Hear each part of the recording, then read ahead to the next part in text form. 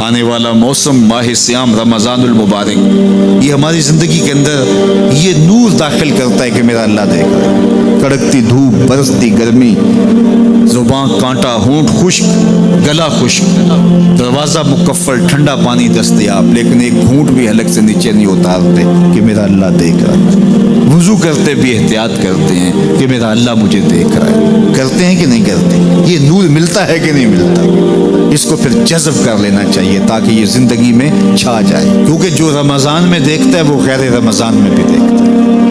اور پھر پانی نہیں پیتے کہ اللہ دیکھ رہا ہے، کھانا نہیں کھاتے اللہ دیکھ رہا ہے، لیکن جب آنکھ بھٹکتی ہے تو اس وقت اللہ نہیں دیکھتا، جب خیال بہکتا ہے تو اس وقت اللہ نہیں دیکھتا، رشوت میز کے اوپر سے لے رہے ہوں یا نیچے سے لے رہے ہوں تب نہیں اللہ دیکھ رہا ہوتا، اللہ صرف کھانے اور پینے کو دیکھ رہا ہوتا ہے۔ یہ جو ایک نور آیا ہے اس کو جذب کر لے، پوری زندگی میں پھیلا لے۔ تو اسی لیے رمضان تقوی بانٹتا ہے، روزہ تقوی بانٹتا ہے، زندگی میں نور اور روشنیاں بھر دیتا ہے۔ اقبال نے کہا تھا حب دولت تلف می سازت زکات، زکات حب دولت کو زائل کرتی ہے۔ جب اللہ کی راہ میں لٹاؤ گے تو اس سے کم بھی نہیں ہوگا۔ میرے حضور نے 3 چیزیں قسم کر کے کہی، حضرت ابو کبشہ الانماری رضی اللہ تعالیٰ عنہ سے مروی ہے۔ میرے حضور نے ارشاد فرمایا اگر کوئی شخص کسی کو معاف کر دیتا ہے تو اس کی عزت کم نہیں ہوگی، میں محمد اللہ کی قسم اٹھاتا ہوں۔ دوسری بات میرے حضور نے فرمائی کہ جو شخص مانگنے لگ جاتا ہے، سوال کا دروازہ کھول لیتا ہے، اللہ اس کے لیے محتاجی کا دروازہ کھول دیتا ہے، اس کی کبھی کمی پوری نہیں ہوتی۔ اور تیسری بات میرے حضور نے قسم کر کے کہی ما نقص مال عبد من صدقہ، کہا میں اللہ کی قسم اٹھا کے کہتا ہوں کہ صدقے سے مال کم نہیں ہوتا، صدقے سے مال گھٹتا نہیں ہے۔ تو ایک تو مال بھی نہیں گھٹے گا، یہ ضمانت کس کی ہے؟ میری نہیں ہے، یہ رسول اللہ کی ضمانت ہے۔ ایک تو مال بھی کم نہیں ہوگا، اور دوسرا یہ ہے کہ حب دولت ختم ہوگی۔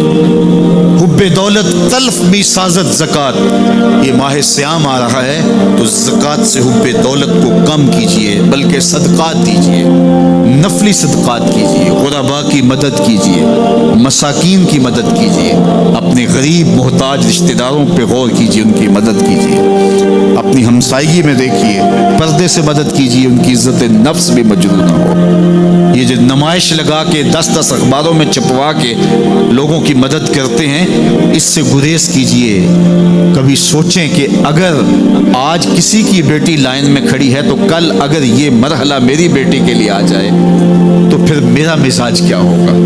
تو عزت نفس کا خیال رکھیے، لوگوں کی غربت کا تماشا نہ اڑائیے، اور لوگوں کی جو ہے وہ محتاجی کو اپنی تسکین کا ذریعہ نہ بنائیے۔ یہ تو اللہ نے تمہیں دیا اور انہیں نہیں دیا، اور وہ آزمائش کی گھڑی میں کھڑے ہیں، تم ان کے ساتھ کھڑے ہو جاؤ۔ تو لوگوں کی مدد کیجئے، دکھیوں کے کام آئیے، مساجد کی جو ہے وہ تعمیر کیجئے، مدارس دینیا کے ساتھ وابستہ رہیے، اور لوگوں کی فلاح کے لیے، بہتری کے لیے کام کیجئے۔ اللہ نے آپ کو دیا ہے، یہ مال یہاں رہ جانا ہے۔ میرے حضور نے فرمایا ابن آدم کہتا ہے میرا مال میرا مال، اس کا مال وہ ہے جو اس نے کھایا یا پہنا اور پرانا کر دیا یا آگے بھیج دیا، باقی اس کا نہیں ہے، وہ وارثوں کا ہے۔ مرتے ہی ورثہ بن جائے گا، مرتے ہی ترکہ بن جائے گا۔ کفن بھی میلا نہیں ہونے دیں گے کہ بعض اولادیں تو بانٹ لیتی۔ اللہ اکبر، وہ گھر جو ان کے لیے بنایا تھا، ایک رات بھی تجھے اس گھر میں رکھنے کے لیے تیار نہیں ہو۔ آج تیرا نام چھن گیا، آج کوئی یہ نہیں کہتا کہ پیچھے اس امام کے اور حاضر اس چودھری صاحب کے، حاضر اس میت کے۔ آج تو ڈیڈ باڈی بن گیا، آج تو میت بن گیا۔ آج خان صاحب، ملک صاحب، چودھری صاحب، پیر صاحب، مفتی صاحب، تیرے سارے ٹائٹل چھین لیے گئے۔ آج پیچھے اس امام کے اور دعا واسطے حاضر اس میت کے، آج تو میت بن گیا۔ آج تیرا لباس بھی پھاڑ کے اتارا ہے۔ آج تیرے انگوٹھے باندھ دیے گئے ہیں, ناک میں روئی ٹھونس دی گئی ہے. آج تو غسال کے رحم و کرم پہ ہیں, وہ تجھے ادھر الٹ دے یا ادھر پلٹ دے. اب تیرے پاس کوئی اختیار ہی باقی نہیں رہا. میاں صاحب بولے جاندی واری ڈرونا بنے ہو تے ہاتھ نہ لاندے ڈرتے. آج اولاد بھی دور ہے, پوتے اور پوتیاں بھی ڈرتی ہیں. جاندی واری ڈرونا بنے ہو تے ہاتھ نہ لاندے ڈر دے. جنہ لئی تو پاپ کمائے اج کتھے نہیں تیرے کر دے. آج سارے چلے گئے, تو آج اپنے ہاتھ سے اپنی زندگی کو سنوارنے کے عمل کی طرف بڑھیں اور راہ خدا میں خرچ کریں. دکھیوں, مجبوروں اور لاچاروں کے کام آئیں. اللہ آپ کی مدد کرے گا اور حب دنیا کم ہوگی.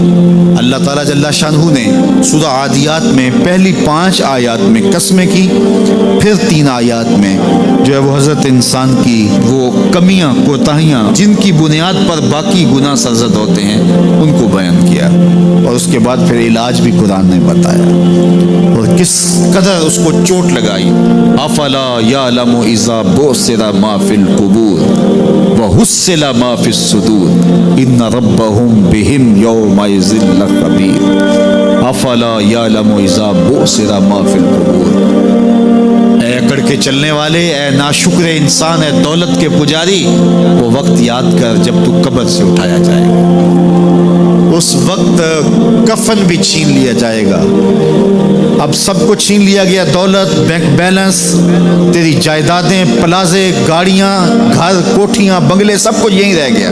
صرف ایک چادر کفن کی لے کے جا رہا ہے. لیکن جب قبر سے اٹھایا جائے گا یہ کفن کی چادر بھی رہ جائے گی, برہنہ اٹھایا جائے گا. اللہ اکبر. نہ پاؤں میں جوتے, نہ سر پہ پگڑی, نہ بدن پہ کپڑا, برہنہ اٹھایا جائے گا. سیدہ عائشہ رضی اللہ تعالیٰ عنہ نے سنا تو کانپنے لگی. عرض کی حضور قبر سے برہنہ اٹھائے جائیں گے تو ایک دوسرے سے حیا نہیں آئے گی؟ فرمایا عائشہ معاملہ اس سے بھی آگے ہے. کسی کو ہوش ہوگی تو حیا آئے گی. ہوش اڑے ہوئے ہوں گے, خوف قیامت طاری ہوگا. قبروں سے یوں لوگ اٹھائے جائیں گے. افلا یعلم اذا بعثر ما فی القبور. اب بوسرا کا جو مفہوم ہے, جو ترجمہ اور معنی ہے وہ تو رہے. بوسرا کا جو صوتی آہنگ ہے, جب بولتے ہوئے ایک جھٹکا لگتا ہے تو قبروں سے اٹھتے ہوئے لوگوں کی کیفیت معلوم کرنے کے لیے بوسرا کا صوتی آہنگ ہی کافی ہے. افلا یعلم اذا بعثر ما فی القبور وحصل ما فی الصدور. حصل کے اوپر جو تشدید ہے, یہ معنی کو کتنی خوبصورتی کے ساتھ ایک مجسم پیکر میں سامنے لا رہی ہے. اللہ فرماتا پھر وہ وقت آئے گا جو سینے میں ہوگا وہ تشت ازبام ہو جائے گا. آج آپ مجھے نیک سمجھتے ہیں, میں آپ کو اچھا سمجھتا ہوں, لیکن میرے سینے کے اندر کیا چل رہا ہے یہ آپ کو نہیں پتا. یہ میں تقریر چہک چہک کے کر رہا ہوں, اس کے پیچھے کیا ہے؟ میں آپ کے دل اپنی جانب موڑنا چاہتا ہوں, آپ کی جیبیں خالی کرنا چاہتا ہوں, یا میں آپ کے سامنے پاک اور ستھرا اور بڑا جو ہے وہ نیکوکار بننا چاہتا ہوں, یا میرا مقصد رضائے الہی ہے؟ یہ مجھے پتہ ہے, آپ کو نہیں پتہ. آپ کہاں ہیں, کہاں کھڑے ہیں, میں آپ کو اچھا سمجھتا ہوں, لیکن آپ کو پتہ ہے کہ ہم کہاں کھڑے ہیں. لیکن قیامت کے دن یہ ساری چیزیں سامنے آ جائیں. وَحُصِّلَ مَا فِي الصُّدُورِ. اور سورہ الطارق میں فرمایا یوم تبلی السرائر فما لَهُ مِن قُوَّةٍ وَلَا نَاصِرٍ. اس دن سارے راز کھول دیے جائیں گے اور کوئی طاقت نہیں ہوگی جو ان رازوں کو کھلنے سے روک سکے گا. آج طاقتور کی بات نہیں کھلتی اور کمزور کی بات اچھال دی جاتی ہے, لیکن وہ وقت آنے والا ہے یوم تبلی السرائر فما لَهُ من قوت ولا ناصر. نہ زور کے بل پہ, نہ زر کے بل پہ, نہ کسی اور بل پہ کسی کام کو روکا جا سکے گا. ہر شے تشت ازبام ہو جائے گی. وہ کتنا سخت دن ہوگا. اے داور حشر میرا نامہ اعمال نہ پوچھ, اس میں کئی پردہ نشینوں کے بھی نام آتے ہیں. تو وہ کتنا سخت دن ہوگا. وحصل ما فی الصدور ان ربهم بهم یومئذ لخبیر. بے شک ان کا رب اس دن ان سے خوب باخبر ہوگا. وہ آج بھی باخبر ہے, لیکن آج کئیوں کو یقین نہیں کہ وہ باخبر ہے, لیکن اس دن سب کو یقین ہو جائے گا کہ میرا رب اس سے باخبر ہے. جب پرانی تصویریں چلنا شروع ہو جائیں گی, جب ساری ویڈیو سامنے آ جائے گی, زندگی میں جو کیا، تنہائی میں، اعلانیہ، خفیہ، جہاں جہاں جو کیا داد عیش دی، سب کچھ تشت ازبام ہوگا، سب کچھ جو ہے وہ سکرین پہ چل رہا ہوگا، کوئی چیز بھی تشت ازبام ہونے سے نہیں رہ جائے گی۔ تو پھر بندہ کہے گا اوہو یہ تو سب میرے مالک کو پتہ تھا، لوگوں کی نظروں سے چھپ سکا، رب کی نگاہوں سے تو نہیں چھپ سکا، اس کی نگاہوں سے کون چھپ سکتا ہے؟ یہ یقین آج اپنی روحوں میں اتار لو، اچھی طرح سے جذب کر لو۔ گناہوں سے بچنے کا اکثیر نسخہ ہے یہ یقین کہ میرا رب مجھے دیکھ رہا ہے۔ یہ یقین جب روح میں جم جائے، خیالوں میں اتر جائے، اعتقاد کا پختہ حصہ بن جائے، پھر بند کوٹھڑی میں بھی جرم نہیں ہو سکتا کہ میرا مالک تو مجھے دیکھ رہا ہے۔ آپ دیکھتے نہیں کہ جب ساتوں دروازے بند کر کے بت کے اوپر موٹا کپڑا ڈال کے زلیخا بولی ہے تلک یوسف اب تو آ جاؤ نا، اب تو کوئی نہیں دیکھ رہا، قال معاذ اللہ، تو جناب یوسف نے کہا میں اللہ کی پناہ میں آتا ہوں۔ اللہ اکبر، تو دروازے بند کر کے لوگوں کی نظروں سے چھپ گئی ہے، اور بے نور آنکھیں رکھنے والے اس پتھر کے بت سے بھی حیا کرتی ہے اور اس پہ بھی پردہ ڈال لیا ہے۔ جب تو اس جھوٹے خدا سے حیا کرتی ہے، میں سچے خدا سے حیا کیوں نہ کروں جو ساتویں کوٹھڑی میں بھی دیکھتا ہے۔ اتنی روشنیاں برسی کہ گناہ کا تصور بھی محال ہو، تو یہ یقین کہ میرا اللہ مجھے دیکھ رہا ہے، یہ انسان کی زندگی میں نظم پیدا کرتا ہے۔